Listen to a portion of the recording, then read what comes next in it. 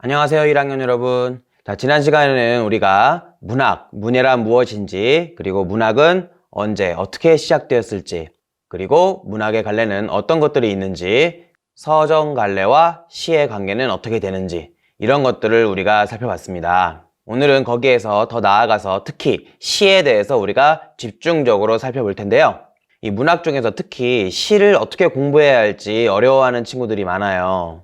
이번 시간을 통해서 시를 우리가 이렇게 살펴보면 시를 이해하고 접근하는데, 해석하는데 좀 도움이 될 수 있다. 이런 방법을 우리가 배워보도록 하죠. 우리가 배워볼 시를 이해하는 방법은 뭐랄까, 만능, 어떤 그 모범 답안은 아니에요. 하지만 시를 공부하는 게 어려운 그런 친구들에게 시를 이렇게 이해할 수 있구나 라고 일종의 도움, 길잡이가 될 수 있는 그런 방법이라고 생각합니다. 한번 차근차근 같이 배워보도록 하죠.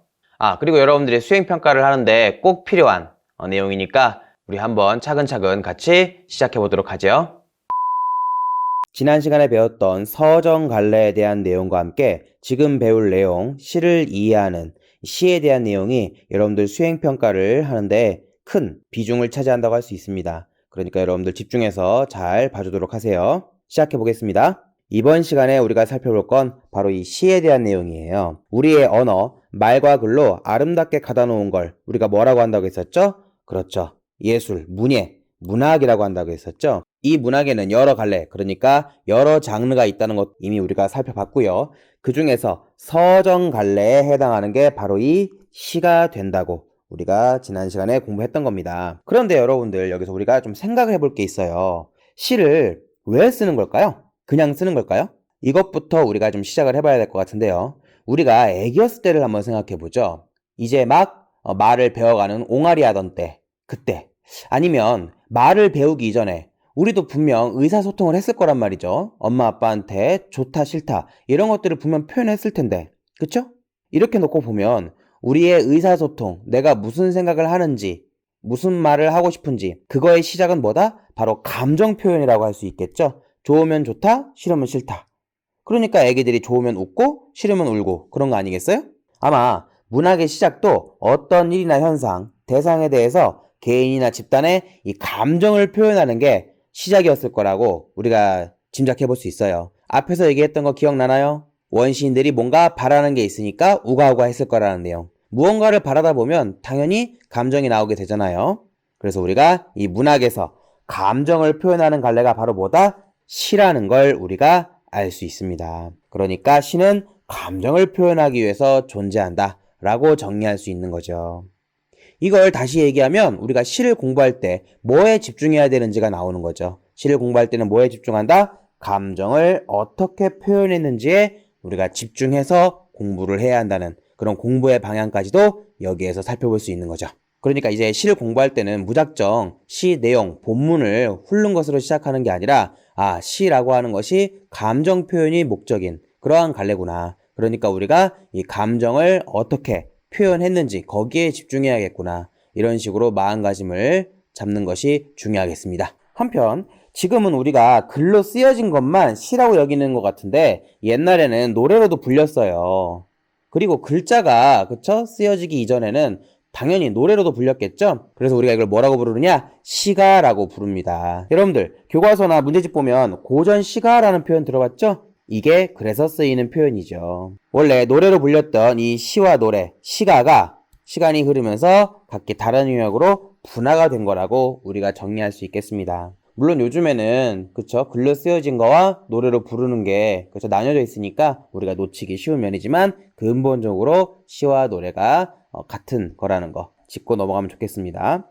자, 이렇게 해서 우리가 시가 어떤 건지 간략하게 살펴봤습니다. 시라고 하는 것은 뭐다? 감정을 표현하기 위해 존재하는 갈래다. 그러니까 시를 공부할 땐 감정을 어떻게 표현했는지 거기에 우리가 집중할 필요가 있다.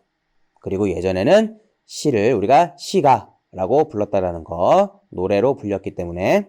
자, 이런 시는 수학처럼 딱딱 떨어지는 그렇게 공부할 수 있는 게 아니기 때문에 여러분들이 좀 어려워하는 것 같아요. 이제부터는 시를 어떻게 공부하면 되는지 시를 파악하는 7단계로 우리가 한번 들어가 보겠습니다.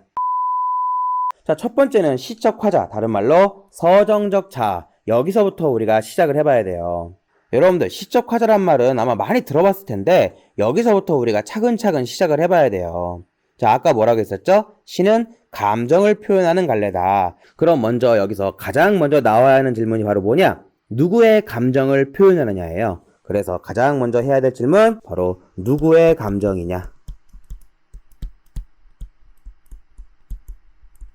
요게 중요한 건데 그 누군가가 바로 누구냐? 시적 화자라는 거죠.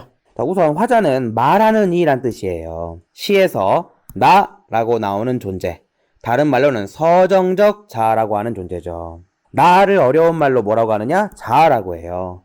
서정이란 말은 우리가 이미 살펴봤지만 감정을 표현한다는 뜻이거든요. 그러니까 이 서정적 자는 무슨 뜻이다? 감정을 표현하는 나, 감정을 노래하는 나라는 뜻이 되는 거죠. 시가 시적 화자의 감정을 표현하는 갈래라는 거 이미 우리가 살펴봤잖아요. 그러니까 시적 화자나 서정적 자는 결국 같은 뜻이 되는 거죠. 그러면은 시적 화자가 왜 중요한지 한번 우리가 다른 차원에서 살펴볼까요? 우리 자신도 그렇고 우리가 키우는 반려동물, 갓 태어난 아기를 봐도 그렇고 아까 얘기했듯이 의사 표현의 시작이 바로 뭐다? 좋다 싫다 하는 감정 표현이라는 거죠. 바로 이 문학의 시작도 이런 감정 표현에서부터 시작을 했을 텐데 이렇게 시를 통해 표현되는 감정의 주체가 바로 나라고 하는 시적 화자라는 거죠. 오늘 밤 주인공은 나야 나 라고 외치는 그 노래 가사처럼 나가 바로 시의 주인공이니까 시를 공부할 때 가장 먼저 파악해야 될 개념이 바로 요 나라고 하는 시적 화자라는 거죠. 정리하면 인간의 우리의 가장 중요한 의사표현이 바로 감정의 표출이고 그 감정의 표출수단 중에서 대표적인 게 바로 문학의 시이며 이 시의 주인공이 바로 뭐다? 시적 화자라는 거. 됐죠? 자, 그러면 조금 더 심화해서 들어가 볼까요? 여기서 조심해야 될 게 있어요. 시를 쓴 작가, 그러니까 시인과 시적 화자를 우리가 똑같이 생각하면 안 된다라는 거예요. 예를 들어서 고양이의 입장에서 시를 썼다고 하죠. 저도 고양이를 고양이의 입장에서 우리 집사는 왜 아직 집에 안 올까? 나 혼자 심심하다. 요런 시를 썼다고 생각해 보세요. 여기서 시적 화자는 누구죠? 그렇죠. 고양이죠. 그렇지만 작가는 고양이가 아니잖아요. 이 경우에는 사람이 고양이의 입장에서 감정을 표현했다라고 할 수 있겠죠. 이것만 봐도 우리가 알 수 있는 것보다 작가, 그러니까 시인과 시적 화자는 전혀 별개의 존재로 우리가 여겨야 한다는 거죠. 굳이 우리가 시인, 그러니까 작가가 누군지를 신경 쓴다면 그거는 뭐가 된다? 표현론적 관점이라고 해서 우리가 따로 문학작품을 감상하는 감상 방법, 감상 관점에서 따로 다룬다라는 겁니다. 시 자체를 가지고 얘기할 때는 시적 화자에만 집중을 하는, 그러니까 시적 화자와 시인을 별개의 존재로 인식해야 한다는 거 꼭 명심하세요. 자, 좀 전에 우리가 시적 화자는 나라는 존재라고 얘기했는데 이게 여러분들 우리라는 말로 나올 때도 있어요. 하나의 목소리, 한 사람의 목소리뿐만 아니라 여럿의 목소리를 내야 되는 경우, 이런 경우에 우리가 우리라는 시적 화자가 나오기도 하는데 공동체 의식을 표현하거나 공감대를 형성하거나 아니면 우리 모두 우리 사회 문제에 대해서 이야기할 때 그때 우리라고 하는 시적 화자가 등장하기도 하는데 어차피 우리는 나가 모여서 되는 거잖아요. 그러니까 크게 다를 바는 없죠. 자, 이제 문제에서 자주 물어보는 걸 한번 살펴볼까요? 본격적으로 시에서 이 시적 화자가 어떻게 드러나 있는지 이거에 우리가 집중해 봐야 돼요. 두 가지로 나뉘는데 시적 화자는 겉으로 드러나기도 하고 겉으로 드러나지 않기도 해요. 이건 좀 중요하니까 우리가 빨강색으로 한번 표시해 볼까요? 시는 시적 화자의 감정을 표현하는 게 존재 이유라고 했잖아요. 그게 직접적으로 제시되어 있느냐 아니면은 간접적으로 나타나 있느냐의 차이일 뿐이에요. 직접 제시라는 건 나 또는 우리 같은 이 시어가 쓰여 있다라는 거고 간접 제시라고 하는 건 누구인지 명확하게 표시되어 있지 않다라는 걸 뜻해요. 여러분들 일기 쓰는 걸 생각해 보세요. 나는 행복해 라고 했다면 이건 시적 화자가 겉으로 드러나 있는 거라고 얘기할 수 있죠. 다른 말로는 표면에 드러난다 또는 직접 제시된다 이렇게 얘기해요. 그런데 여러분들 일기 쓸 때 나는 행복해 라고 나라는 말 안 쓰고 그냥 행복해 라고 쓸 수도 있잖아요. 이 경우에는 시적 화자가 없다고 해야 될까요? 아니죠. 이거는 시적 화자가 겉으로 제시되어 있지 않을 뿐이다 라고 우리가 정리할 수 있는 거죠. 자, 이거를 표로 정리하면 이렇게 나타낼 수 있네요. 자, 시에서는 시적 화자가 직접 제시되어 있는 경우와 간접 제시되어 있는 경우 이렇게 둘로 나눌 수 있고 직접 제시는 시의 겉에, 시의 표면에 제시되어 있다는 거 조금 어려운 말로 표면적 시적화자라고도 해요. 나나 우리라는 말로 표현이 되고요. 이에 비해서 간접제시는 시적화자가 뚜렷하게 언급되지 않아요. 다른 표현으로 시적화자가 숨겨져 있다고도 해요. 자, 그리고 좀 더 어려운 말로 이면적 시적화자라고 해요. 여러분들 이면이 뭘까요? 자, 우리가 겉에 보이는 거, 표면 말고 그 반대편에, 그 뒷면에 또 다른 면을 우리가 이면이라고 하거든요. 그러니까 겉에 보이지 않는 또 다른 이란 뜻이 있는 거죠. 그리고 간접제시는 시적화자가 겉으로 나타나 있지 않으니까 이렇게 괄호로 한번 표시해 볼게요. 자, 너무나도 당연한 얘기지만 이 시적화자가 구체적으로 누구인지 파악하는 게 중요하겠죠. 그 나라고 하는 시적화자가 남자인지 아니면 여자인지, 학생인지 어른인지 아니면 어린아이인지 이런 것들을 파악해야 우리가 시를 제대로 이해할 수 있겠습니다. 자, 여러분들 시를 공부할 때, 시를 파악할 때는 제일 먼저 뭘 파악한다? 바로 시적화자. 시적화자가 왜 중요하다? 시는 감정을 표현하는 게 존재 이유인데 그 감정이 누구의 감정? 바로 시적화자의 감정이라는 거죠. 그리고 그 시적화자는 직접제시 또는 간접제시 둘 중에 하나로 나타난다. 정리됐죠? 자, 밑에 있는 노래 가사에서 한번 우리가 시적화자를 한번 생각해 볼까요? 악동뮤지션의 인공잔디라는 노래인데 여기에는 나라고 하는 그렇죠. 시적화자가 제시되어 있는데 이 나가 누구냐? 여러분들 사람이 아니에요. 바로 이 인공잔디입니다. 인공잔디 입장에서 자기는 천연잔디가 좋다고 그런 얘기를 하고 있거든요. 여기서도 우리가 알 수 있는 것보다 시인과 시적화자는 별개다. 그리고 시적화자의 정서 표현에 우리가 집중해야 한다. 어때요? 쉽죠? 다음으로 우리가 살펴봐야 하는 건 바로 시적 청자예요. 시를 이해할 때 가장 먼저 파악해야 하는 게 시적 화자라고 했는데 바로 이 시적 화자 다음에 파악하면 좋은 게 시적 청자입니다. 말하는 이가 있으면 듣는 이도 있어야 되겠죠? 바로 이 듣는 사람이 시적 청자라는 거예요. 보통은 그냥 청자라고도 하는데 듣는 사람이란 뜻이거든요. 그러니까 시에서 시적 화자가 말하는 걸 들어주는 또는 시적 화자가 자신의 말을 들어줬으면 하는 그런 대상을 우리가 시적 청자라고 합니다. 그런데 시적 화자와는 달리 여러분들 시적 청자는 꼭 있어야 되는 건 아니에요. 우리가 방에 혼자 있으면서도 감정 표현을 하잖아요. 혼잣말도 하고요. 혼자서 지루하다. 오, 이건 좀 좋은데? 이런 식으로 혼잣말 할 때가 있는 것처럼 있을 수도 있고 없을 수도 있어요. 너, 엄마, 아빠처럼 특정 대상으로 우리가 파악할 수가 있겠고 요건 우리가 조금 생각을 해봐야 되는데 시적 청자가 없거나 따로 안정해 있는 경우 요거 우리가 그냥 넘어가지 말고 이걸 우리가 누가 들어도 상관이 없는 경우 또는 모두에게 하는 말이다 라고 우리가 여길 수 있어야 돼요. 좀 전에 우리가 지루해. 오 좋은데? 이런 말 같은 거 이거는 누가 들어도 딱히 상관없는 시적 청자가 따로 정해져 있지 않잖아요. 그런데 이걸 다시 얘기하면 누가 들어도 상관없는 거 그러니까 모두에게 하는 말 이 시를 읽는 독자들한테 그냥 하는 말 요렇게도 우리가 여겨볼 수 있어야 한다는 거죠. 요 부분만 우리가 조금 생각을 하면 되겠습니다. 또 여러분들 시 안에서 시적 청자가 꼭 시적 화자랑 같이 있어야 한다는 것도 아니에요. 그러니까 화자와 청자가 같은 공간, 같은 장면 안에 있어야 한다는 게 아니라는 겁니다. 그러니까 무슨 얘기냐? 시적 화자가 시적 청자와 같이 있는 걸로 그렇게 설정해서 시 내용이 진행될 수도 있는 거고 그러니까 눈앞에 두고 말하는 것이겠죠. 아니면 시적 청자는 없는데 이 시적 화자가 혼자 말하는 시적 청자가 들어줬으면 하는 그런 상황일 수도 있다는 거죠. 시적 화자가 엄마랑 같이 없어도 엄마 사랑해요 라고 할 수도 있잖아. 그쵸? 좀 전에 얘기했듯이 시적 청자가 특별히 정해지지 않은 경우도 있어요. 다시 말하면 누가 들어도 상관이 없는 거죠.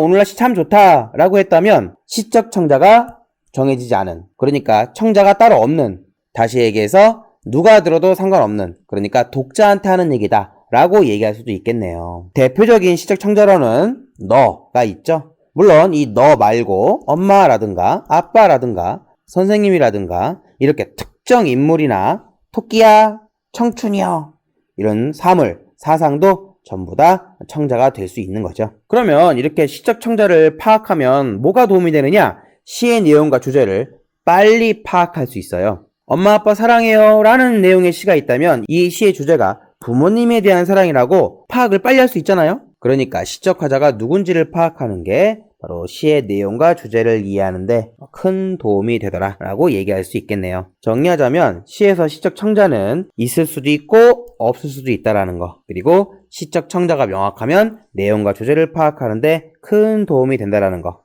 결론은 누가 들어야 하는지 이게 바로 시적 청자라고 얘기할 수 있겠네요. 자, 여러분들 레벨이들 노래 가사 한번 살펴볼까요? 여기 나오는 배드보이가 바로 누구죠? 그렇죠? 바로 너죠? 시적 화자인 나가 너한테 하는 얘기라는 거 우리가 쉽게 파악할 수 있죠? 세 번째로 파악해야 될 내용은 바로 시적 대상이에요. 시적 대상은 시적 화자가 무엇에 대해서 말하고 있느냐를 따져보는 거. 바로 요게 시적 대상이 되는데 시의 소재라든가 재제를 찾는 걸 말하죠.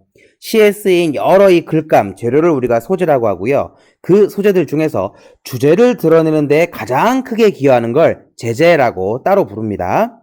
그러니까 이 시적 화자가 무엇에 대해서 노래하느냐, 이 문제의 답은 사실 간단해요. 이 세상의 모든 것, 심지어는 존재하지 않는 그 무엇도 시의 대상, 시적 대상이 될 수 있다. 이렇게 우리가 시작을 해볼 수 있는 거죠. 다른 말로 표현해 보면은 시적 대상은 시적 화자의 정서가 생겨나는 그 바탕, 시작이라고 할 수 있어요. 시에서 자주 나오는 시적 대상은요, 그러니까 소재죠. 셀 수 없을 정도로 많아요. 종류로만 살펴봐도 일단 인물이 대상이 될 수가 있겠죠. 그리고 사물, 동물, 그 다음에 식물, 그러니까 동물, 식물, 이 자연, 그리고 추상적인 개념이라든가 어떠한 감정, 그 다음에 이 사상, 이런 식으로 이 종류만 봐도 엄청 다양하죠. 그러니까 우리가 어떻게 해야 한다? 평소에 시를 많이 감상해 둘 필요가 있죠. 시적 대상이 같거나 비슷하면 아무래도 내용이나 주제도 비슷한 경우가 많거든요. 예를 들어서 어머니가 시적 대상이라면 이 그리움의 정서와 연결되는 경우가 많거나 이 민주주의를 주제로 하는 작품들은 이 민주주의를 과연 어떻게 나타내는지 그런 것들을 살펴보는 게 바로 공부라고 할 수 있겠죠. 한편 이 시적 대상은요, 좀 어려운 말로 주관화된 대상이다 라고 우리가 부를 수 있어요. 주관화라는 말은 뭐냐면 누군가의 생각이 들어갔다, 이렇게 우리가 얘기할 수 있는데 이 시는 결국 시적 화자의 감정, 생각을 표현하는 거잖아요. 그리고 시적 화자가 어떤 대상에 대해 노래할 때는 이 시적 화자와 상관없는 대상이 아니라 시적 화자의 어떤 감정, 정서, 인식, 느낌, 생각, 마음에 의해서 그 대상이 가다듬어지거든요. 재구성된다고 할 수 있어요. 그러니까 우리가 뭐라고 얘기할 수 있다? 시에 쓰인 대상은 시적 화자에 의해서 주관화된 대상이다 라고 얘기할 수 있는 거죠. 더 쉽게 얘기하자면 결국 어떤 대상을 있는 그대로 보는 게 아니라 시적 화자 자신의 감정으로 바꿔서 얘기한다라는 거예요. 더 간단하게요? 내가 기분이 안 좋으면 그 무엇도 기분이 안 좋고, 내가 기분이 좋으면 어떤 것이라도 기분이 좋게 보이는 거, 이렇게 우리가 얘기할 수 있는 거죠. 이걸 우리가 주관화라고 얘기할 수 있는 겁니다. 그리고 앞서 살펴봤던 시적 화자, 시적 청자, 시적 대상, 이 순서대로 시를 파악하면 좀 더 체계적으로 작품을 파악할 수 있다는 거죠. 그리고 더 중요한 건 이 셋을 구분해야 할 때가 있다는 거예요. 예를 들어 볼까요? 엄마, 치킨이 너무 맛있어 라는 시가 있다고 생각해 봤을 때 시적 화자는 겉으로 드러나지 않는 나예요. 그럼 청자는 누구죠? 엄마죠. 대상은요? 치킨이네요. 자, 이런 경우는 시적 화자와 시적 청자와 시적 대상이 딱딱 구분되니까 별로 어려울 게 없어요. 그런데 너 오늘 정말 예쁘다라고 나가 너한테 얘기한다면 시적 대상과 청자가 어떻게 되죠? 일치되죠. 그런데 너한테 저 하늘의 구름이 솜사탕 같아 라고 노래한다면 청자와 대상이 어떻게 돼요? 달라지죠. 이럴 때는. 또 한편으로는요, 나가 나 자신에게 이왕 세상에 태어났으니까 즐겁게 살자 라고 말을 했다면 이때는 시적 화자와 시적 청자와 시적 대상이 모두 나가 되기 때문에 이럴 때는 우리가 이 셋을 명확하게 구분해 줄 수 있어야 하는 거겠죠. 나는 지금 제대로 살고 있는 걸까? 이런 내용이라고 할 때도 이런 경우도 시적 화자와 시적 대상을 우리가 구분해 줄 수 있어야 되겠습니다. 이렇게 시적 화자와 시적 청자 그리고 시적 대상을 모두 구분해서 우리가 파악해야 된다는 거 잊지 마세요. 자, 이 노래 가사에서 우리가 시적 화자, 시적 청자 그리고 시적 대상 한번 살펴볼까요? 먼저 시적 화자는 나라고 얘기할 수 있겠네요. 자, 그럼 청자는요, 너라고 우리가 얘기할 수 있는데 꼭 너가 지금 여기에 없더라도, 그러니까 시적 화자와 같이 있지 않다라고 여길 수도 있겠죠? 시적 대상은 너와 나, 그러니까 우리라고 얘기할 수 있겠네요. 자, 이게 처음에만 좀 헷갈리지 알고 보면 별거 아니에요. 시를 이해하는 네 번째 단계는 바로 시적 상황입니다. 시적 화자, 시적 청자, 시적 대상까지 나왔으면 이 세 가지 요소들이 어떤 상황, 어떤 장면에 놓여 있느냐를 우리가 생각해 봐야 되는 거죠. 이 셋이 어떤 상황에 놓여 있느냐에 따라서 시의 내용, 그리고 주제가 달라지니까요. 물론 시 작품마다 이 상황은 다 다르게 나와요. 그런데 우리가 크게 세 가지로 분류해 볼 수 있어요. 첫 번째는 무엇이다? 긍정적인 상황이에요. 두 번째는 무엇이다? 부정적인 상황이에요. 세 번째는 무엇이다? 이도저도 아닌 상황. 이렇게 우리가 정리해 볼 수 있어요. 긍정적 상황의 예로는 합격이라든가 생일 같은 경우를 들 수 있겠고요. 부정적인 상황의 예로는 탈락, 그러니까 불합격이라든가 이별, 이런 것들을 우리가 얘기해 볼 수 있겠죠. 그리고 긍정적이지도 않고 부정적이지도 않은 거, 이런 거는 이 풍경에 대해서 얘기할 때, 예를 들면 책상 위에 가방이 있다, 이런 식으로 얘기하는 것들이 바로 요 긍정적이지도 않고 부정적이지도 않은 그런 상황에 속한다고 할 수 있겠죠. 그런데 여러분들이 이렇게 생각해 볼 수도 있죠. 난 생일 별론데? 이런 의문 가질 수 있는데요. 여기서는 일반적인 걸 떠올리면 됩니다. 자, 여기서 이 분위기 그대로 어디로 넘어가느냐? 다섯 번째 인식으로 넘어가요. 이 다섯 번째 인식이 제일 중요하다고 할 수 있는 거죠. 자, 시는 왜 존재한다? 시적 화자의 감정, 정서를 표현하기 위한 거거든요. 그게 바로 요 다섯 번째 인식 단계에서 우리가 파악해야 될 내용이죠.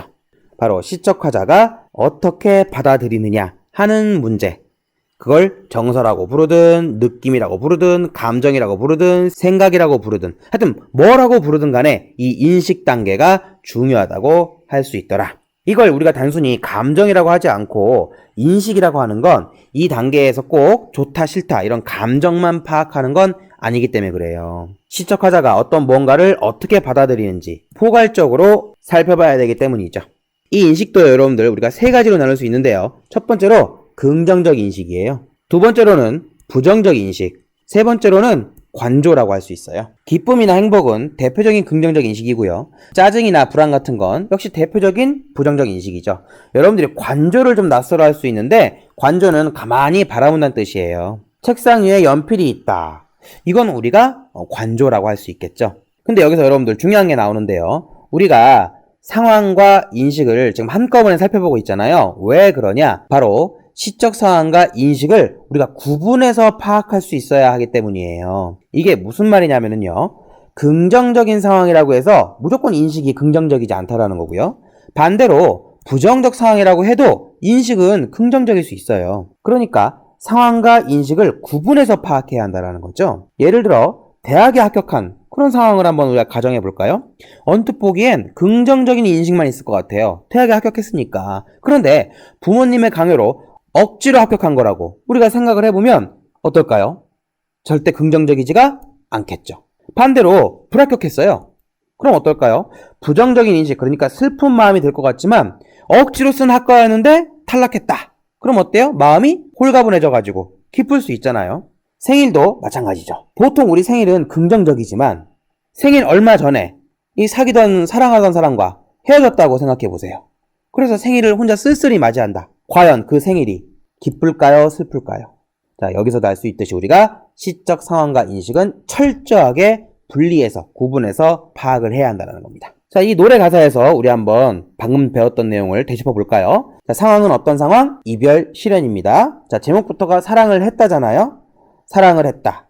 이별을 마주한다. 그런데 거기에 대한 인식은 어떻죠? 괜찮은 결말이다. 그거면 됐다.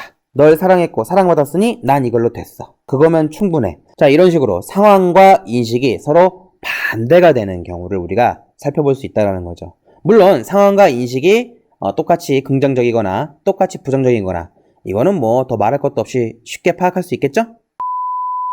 여섯 번째는요, 인식의 전환입니다. 자, 이거는 앞서 배웠던 다섯 번째 단계의 연장선상이라고 할 수 있겠는데요. 시적 화자의 정서가 처음부터 끝까지 바뀌지 않으면 별 문제가 안 되는데 이 시적 화자의 정서가 중간에 바뀌는 경우가 있어요. 이런 경우를 우리가 인식의 전환이라고 해서 따로 살펴봐야 돼요. 그리고 당연한 얘기겠지만 바뀐 다음의 정서가 중요하겠죠. 결론이 뭐다? 시적 화자의 정서, 그러니까 인식이 바뀌는지 바뀌지 않는지를 살펴야 한다. 그리고 시의 모습, 그러니까 시상이 전환되는 거랑 우리가 이걸 좀 같이 알아둘 필요가 있는데 보통은 이게 겹쳐요. 그런데 그렇지 않은 경우가 있거든요. 이런 경우 때문에 우리가 나중에 따로 시상의 전환을 살펴볼 필요가 있겠습니다. 자, 아이유의 이 노래 가사가 바로 인식의 전환을 아주 잘 보여주는, 그리고 시상도 전환되는 걸 아주 잘 보여주는 그런 노래 가사라고 할 수 있어요. 자, 우리가 실제로 수업하는 거면 이 노래도 한번 자, 이 노래 가사를 보면은요, 앞부분에는 나가 너에 대해서 굉장히 안 좋은 인식을 갖고 있어요. 엄청나게 싫어했다는 그런 내용이 나오잖아요. 오죽하면 너가 여자친구가 없는 이유도 알겠다고 그러고요. 그런데 며칠 뒤에 어느새 나도 모르게 거짓말처럼 네 생각이 난다. 나한테 사랑을 달라. 네 곁에 있고 싶다. 이런 얘기를 하고 있죠. 그러니까 요 부분에서 어떻게 되고 있다? 시상, 인식이 전환되고 있다 라고 얘기할 수 있는 거죠. 쉽죠? 여러분들 조금만 힘내세요. 이제 거의 다 왔습니다. 마지막 7번째 단계는요, 의지, 다짐, 요걸 우리가 파악하는 단계입니다. 구체적으로 얘기하면 시척화자의 의지가 있느냐 없느냐 이걸 찾아보는 건데, 자, 의지는요 말 그대로 무언가 하려는 마음, 그걸 우리가 의지라고 하죠. 우리가 일상에서 의지가 필요한 경우가 많이 있잖아요. 운동, 공부, 다이어트 이런 것들은 전부 다 의지가 구체적으로 들어가 보겠습니다. 의지는 어떠한 일을 이루고자 하는 마음인데, 보통 시에서 말하는 의지는 적극적인 의지를 말합니다. 시척화자가 무언가 하고자 하는, 말하고자 하는 태도, 그걸 우리가 의지라고 하고 다짐이라고 할 수도 있어요. 여기까지 보면 이게 별 문제가 안 돼 보이는데, 우리가 고등학생이잖아요. 그러니까 좀 더 깊이 있게 들어가 보면 이 의지를 두 가지로 나누는 경우가 있기 때문에 우리가 좀 조심해야 한다는 겁니다. 의지를 적극적이냐 소극적이냐 이렇게 둘로 나눠볼 수 있는데, 적극적 의지는 뭐다? 우리가 보통 알고 있는 조금 전에 언급한 어떤 일을 이루고자 하는 마음에서 행동하려고 하는 태도, 그 말하려고 하는 태도가 매우 강한 거, 이걸 우리가 적극적 의지라고 해요. 거기에 비해서 소극적 의지는 소망이나 희망을 뜻해요. 그냥 바라는 거, 이렇게 구분할 수 있는 거죠. 그럼 이 둘이 헷갈리지 않느냐라고 할 수 있는데, 다행인 점은요, 적극적인 의지를 보통 그냥 의지라고 하고, 소극적인 의지는 소극적이라고 굳이 안 하고 소망이나 희망이라고 얘기하는 경우가 많다라는 거예요. 그래서 평소에는 거의 신경 쓰지 않아도 됩니다. 그래서 여기 보면 적극적 의지는 뭐라고 줄여서 얘기한다? 그냥 의지. 이렇게 줄여서 얘기하는 경우가 보통이에요. 자, 그러면 이제 우리가 말 뜻으로 구분하는 게 아니라 실제 예를 통해서 적극적 의지, 그러니까 그냥 의지와 소극적 의지, 희망, 소망을 구분해 볼 수 있어야 되겠죠? 배가 고플 때요, 여러분들. 하늘에서 감 떨어지기 기다리는 건 소극적 의지, 그러니까 희망, 소망이에요. 그런데 전화로 배달 음식을 시키거나 아니면 라면이라도 직접 끓이는 거, 이건 우리가 뭐라고 얘기할 수 있다? 적극적인 의지라고 할 수 있는 거죠. 뭔가 해야지, 행동으로 옮기려는 그 마음, 이걸 우리가 의지, 적극적 의지라고 한다. 거기에 비해서 소극적 의지는 소망, 희망과 같은 개념이다. 그냥 바라는 거 라고 얘기할 수 있겠죠. 그래서 소극적 의지가 드러나는 작품을 희망적 또는 소망적이라고 이렇게 설명하는 경우가 많고요. 그리고 비록 소극적이지만 이러한 성격이 있는 걸 우리가 의지적이라고 얘기하기도 해요. 그러니까 이 둘을 너무 구분지어서 따로따로 파악하기보다는 같은 계열에서 우리가 파악할 필요가 있겠습니다. 우리가 쉬운 예로 더 한번 정리해 볼까요? 사랑하는 사람, 애인이 생기기만 바라는 건 소극적 의지, 희망인데, 소개팅에 나가겠다고 다짐하는 거, 요거는 적극적 의지겠죠? 그러니까 의지. 예뻐지거나 또는 멋있어지고 싶다라고 마음만 먹으면 소극적 의지, 그러니까 소망, 희망인 거고요. 화장을 하거나 옷을 새로 산다면 그건 뭐다? 적극적 의지, 그러니까 보통 의지가 되는 거죠. 그런데 여러분들, 이렇게 공부를 했어도 실제 작품에서는 이게 명확하게 구분되지 않는 경우가 많아요. 예를 들면 기다림이라고 하는 거 우리가 한번 생각해 볼까요? 이게 소극적인지 적극적인지 어떻게 구분할 수 있느냐? 이거는 기다린다라는 말 자체만 가지고서는 판단이 매우 어려워요. 예를 들어서 약속 시간에 늦는 친구를 기다린다고 했을 때 영하 10도의 강추위 속에서 친구를 1시간째 기다린다면 그건 어떨까요? 매우 적극적인 태도, 적극적 의지라고 할 수 있겠죠. 그런데 아무것도 안 하고, 그러니까 별 어려움 없이 편하게 친구를 기다리는 그런 경우라면 어떨까요? 이때는 그냥 소극적이라고 할 수 있겠죠. 친구가 얼른 왔으면 좋겠다, 여기에서 더 나아가지 않으니까요. 한편 여러분들, 우리가 지금 의지가 있는 경우, 그러니까 그게 적극적이든 소극적이든 의지가 있는 경우만 살펴봤는데, 여러분들 그럼 의지가 없는 경우, 이건 어떨까요? 사실 의지가 없는 경우는 더 살펴볼 게 없어요. 더 언급할 내용이 없는 거니까 그냥 마무리하면 되거든요. 그런데 체념하거나 포기해서 순응하거나 절망까지 나오는 경우가 있음을 우리가 좀 염두에 둘 필요가 있어요. 그래서 의지가 없다면 체념 또는 단념 이런 개념들과 우리가 연관지어서 생각해 봐야 한다. 이렇게 마무리할 수 있겠네요.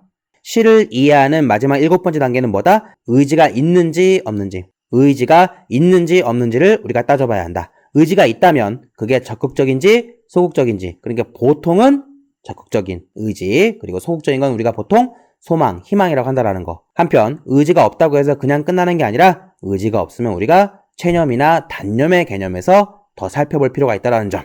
자, 노래 가사에서 한번 살펴볼까요? 곰같이 매달려 너의 등을 감싸 안아 언제나 지킬 거야. 영원이란 두 글자처럼 함께 머물러 변하지 않는 마음으로 너를 사랑할 거라 약속한다. 이 정도면 여러분들 굉장히 적극적인 의지가 나타나는 거죠. 그러니까 의지, 다짐이 나타난다고 할 수 있죠. 이렇게 우리가 시를 이해할 수 있는 1단계부터 7단계까지 살펴봤잖아요. 그럼 한번 연습, 적용을 해봐야 되겠죠? 자, 여기 트와이스, 투둥이들의 노래가 있는데요. 한번 간단히 정리해 보겠습니다. 이 노래 내용은요, 나가 너에게 마음을 고백하면서 너도 나를 좋아한다고 대답하라고 하는, 그러니까 답정너의 그 내용을 담고 있는데요. 1단계 시적화자는 직접 제시되어 있네요. 나라고 나와 있지요. 여기 이렇게 보이잖아요. 두 번째로 시적청자는 역시 직접 지대에 있습니다. 너한테 하는 말이죠. 선택은 너의 마음이라고 하는데 사실 선택권이 없죠. 이럴 거면 애초에 왜 물어보... 3단계 시적 대상은요, 너 또는 사랑에 대해서 얘기하고 있다고 할 수 있겠죠. 그럼 어떤 상황이죠? 굉장히 긍정적인 상황이죠. 사랑에 빠져 있으니까요. 그럼 인식도 어때요? 긍정적이네요. 중간에 인식이 바뀌나요? 생각해보니까 너가 별로야? 이런 거 없죠? 인식의 전환은 없습니다. 마지막 의지는 어떤가요? 굉장히 적극적인 의지, 내 마음을 받아줘 정도가 아니라 그냥 날 사랑한다고 말해라 라고 하는 그런 의지가 나타나네요. 이걸 정리하면 여러분들 주제가 나옵니다. 내가 너 좋거든? 그러니까 너도 나 좋아한다고 해. 답은 이미 정해져 있어. 이게 이 작품의 주제라고 할 수 있고요. 이거를 우리가 흔히 문제집이나 참고서에서 보는 그런 식으로 정리를 하자면 사랑에 대한 확신과 적극적인 구애라고 거창하게 얘기할 수 있는 거죠. 아주 심플하고 간단하게 넌 내 거야. 끝! 자, 이렇게 해서 우리가 시를 이해하는 7단계를 이번 시간에 살펴봤고요. 각 단계별로 우리가 뭘 집중해서 파악해야 하는지 자세히 설명해 드렸습니다. 여러분들 수학 공부할 때 생각해 보세요. 공식을 배웠다고 해서 그거 바로 모든 문제에 써먹을 수 있는 거 아니죠? 시행착오를 겪고 연습도 해보고 그래서 여러분들 걸로 만들어야 되잖아요? 마찬가지로 지금 배운 시를 이해하는 7단계 역시 여러분들이 복습하고 연습하고 그리고 시행착오를 겪으면서 여러분들 것으로 만들어야 다른 시 작품들을 이해하는 데 도움을 받을 수 있어요. 여러분들 반드시 꼭 복습하시고요. 다음 시간에 만나도록 하겠습니다. 수고했습니다.